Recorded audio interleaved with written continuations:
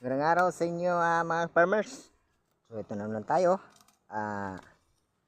Papastol na naman tayo sa ating mga alagang baka. Dapat talaga umaga tsaka tanghali ating sinusuga ng ating mga baka, no? Dahil pag di natin sinusuga sa tanghali, nagugutom yan sila. Pwera na lang yung iba, yung talagang ginagapasan nila ng pagkain yan, ano. So sa atin dito napakarami kasi nag-aalaga ng baka, kaya bihira ka lang makakuha ng pagkain ng baka. Kaya dapat talaga napastol-pastol lang natin dito sa mga bandang may mga iba't ibang damo na tumutubo, ano. Yan.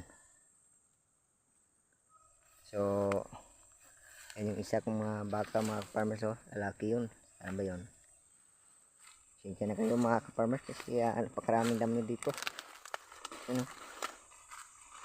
Ano pa dito ano ba tawag dito sa inyo mga farmers? Dito sa amin sa Bisaya dabong to. Bagong, sorry.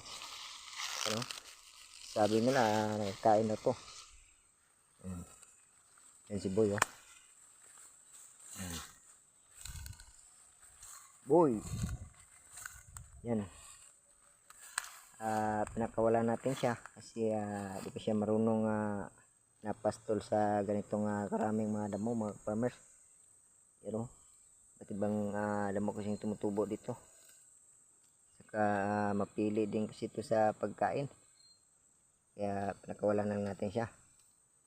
Wala namang tanim na masisira dito sa aking pinapastulan, kaya okay lang. Di naman gumagala na malayo yan. Dito lang yan. Yan, si Boy.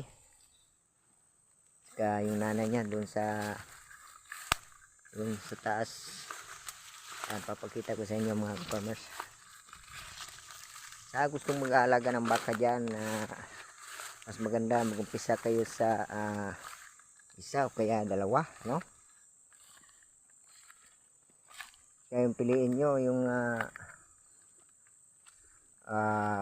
maliliit pa. Halimbawa yung bagong balay, ano, mga ka-farmers, para doon kayo kukuha ng para mapag-aralan nyo mabuti kung paano sila palakihin, ano.